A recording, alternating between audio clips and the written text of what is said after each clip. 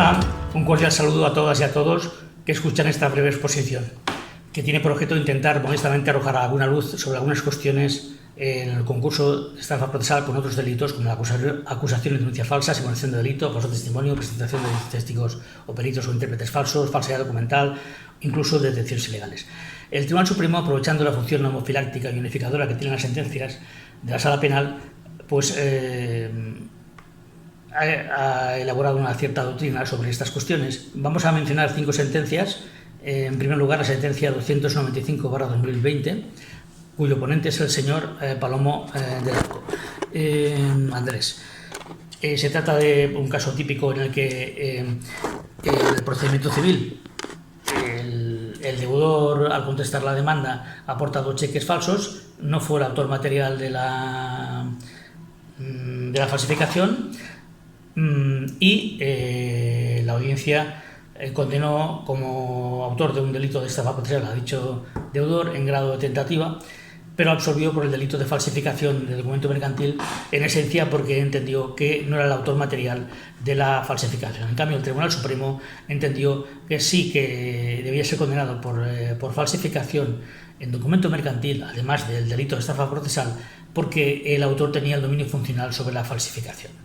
La segunda sentencia es la sentencia 431/2019 de 1 de octubre de 2019, ponente Vicente Magro Servet.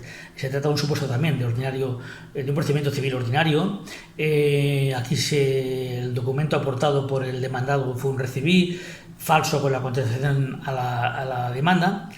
El documento era una reproducción mecánica en la que se hacía constar la firma auténtica de uno de los directivos, pero claramente se comprobó que no correspondía al mismo, pero que además no se había cobrado el débito.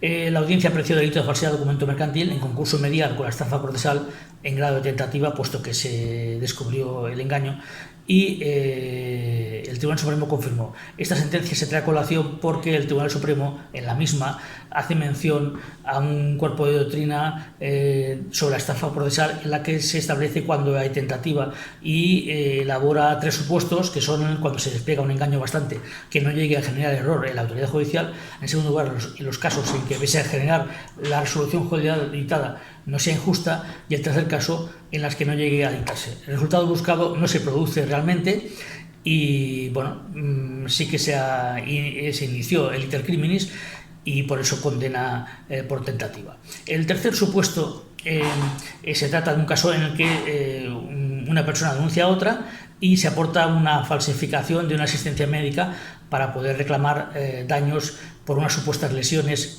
dolosas. La audiencia absolvió del delito de falso testimonio y estafa procesal y condenó por un delito de denuncia falsa a la pena de 12 meses multa.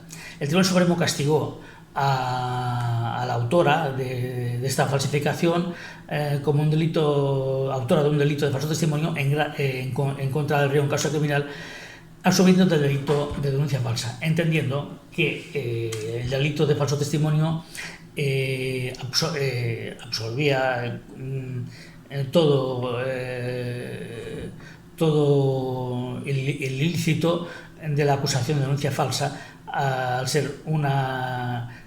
establecer una pena más grave. Destaca esta doctrina del Tribunal Supremo que la realidad del hecho delictivo está cubierto por la figura específica de la denuncia de acusación falsa, pero indica que la relación concursal entre la denuncia falsa y el falso testimonio se aplica preferentemente el primero en los casos en que ese plus que requiere ese delito de acusación y denuncia falsa que requiere imputar, atribuir a una persona concreta el hecho penal, cede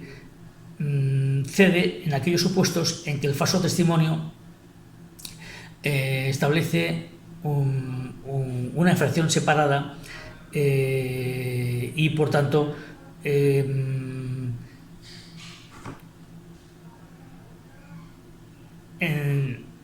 se aplica el principio de alternatividad y se castiga por el delito que tenga mayor penalidad, en este caso el delito de falso testimonio en causa penal en contra del reo. concluye el Tribunal Supremo que se trata de un caso de progresión delictiva basado en el mismo dolo del sujeto activo que debe dar lugar a la calificación conforme al delito que sanciona más gravemente la conducta realizada por el mismo. En este caso, el artículo 458.2. La sentencia 370/2017, de 23 de mayo de 2017, que el ponente fue Julián Ardemil Sánchez Melgar. En este supuesto, 3 acusados se pusieron de acuerdo para suscribir 2 declaraciones amistosas de un accidente que realmente no se había producido y cada parte amistoso se presentó a 2 compañías diferentes de los 2 coches que supuestamente habían intervenido en el accidente. La audiencia calificó tales hechos como delito de estafa en grado de tentativa y un delito de falsedad de naturaleza mercantil continuado en concurso medial. Sin embargo, el Tribunal Supremo entendió que no había delito continuado, puesto que entendió que los 2 partes amistosos que se habían formalizado realmente respondía a una unidad documental. Se trataba del mismo parte realmente, puesto que el contenido era el mismo de los 2. Y en esta resolución, la Sala Penal del Tribunal Supremo entiende que se aplica el artículo 392 porque entiende que los partes amistosos son documentos mercantiles a efectos penales y que, dado el concepto amplio el concepto de documento mercantil, y entiende que la cuestión de la continuidad no procede, puesto que se daña a la compañía aseguradora realmente con un solo parte amistoso, no con 2 partes amistosos, porque realmente los 2 correspondían al mismo supuesto. Y no se aplica, por tanto, el artículo 74 del Código Penal. Finalmente, la sentencia 632/2016, de 23 de febrero de 2016, ponente Ana María Ferrer García, en la que se trata que un supuesto en el que se aporta a un procedimiento penal de lesiones por imprudencia un informe de alta médico manipulado en cuanto a las fechas y a la duración de un proceso de rehabilitación, y la audiencia consideró que existía un concurso medial con el arreglo al cual el delito de falsedad sería el medio para cometer la estafa procesal intentada. Sin embargo, de conformidad al artículo 77.2 del Código Penal, en la redacción anterior a la Ley Orgánica 1/2015, procedió a penarlos por separado, dado que la aplicación de la pena prevista en su medida superior para la infracción más grave excedía del total de la suma de las 2 penas. Por tanto, castigó a la audiencia como autora de un delito de estafa procesal en grado de tentativa previsto y penado el 251.7, como sabemos, 16 y 62 del Código Penal, y por falsedad del documento privado en el sentido expuesto. El Tribunal Supremo, en cambio, sí que consideró que el informe de alta médico se trataba de un documento privado y existía falsedad, y el Tribunal Supremo aplicó dicho delito en base al dominio funcional del hecho de la acusada, que aunque no se acreditó que era la autora material, igual que en la otra sentencia que hemos comentado antes, no era la autora material, pero sí tenía el dominio funcional del hecho. Y aplica la doctrina, la Sala Penal, en base a la cual la relación medial entre el delito de falsedad, el documento privado, y el delito de estafa debe reconducirse al concurso de normas. La expresión en perjuicio de otros del artículo 395 supone que este precepto requiere algo más que la mera alteración del documento. Se requiere un perjuicio o intención de producirlo, dato coincidente con el delito de estafa. Lo contrario supondría una duplicidad tipológica.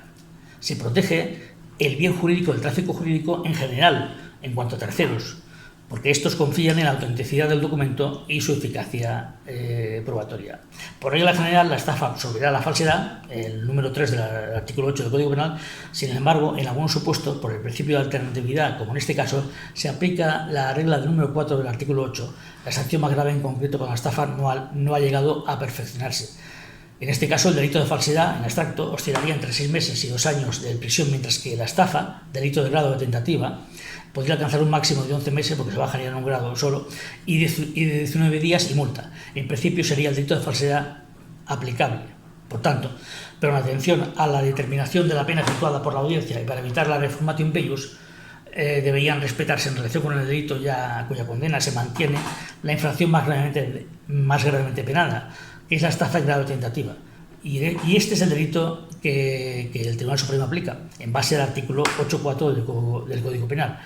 En conclusión, absuelve por el delito de falsedad. Con esto, dado el tiempo limitado que tenemos, debemos finalizar, esperando que los puestos sirva de acicate para el debate y reflexión de los innumerables casos concursales que se pueden plantear en relación con la estafa procesal, dada la gran casuística que se presenta en la práctica. No hemos podido referirnos en este espacio a otros supuestos también de enjundia, cuáles son la intervención de funcionarios públicos, los atestados, la falsedad de documento público, que es el atestado cuando se manipula el contenido del mismo y en concurso con la acusación de denuncia falsa, en la detención ilegal, si es que el delito lleva consigo la medida cautelar o la condena con pena de prisión.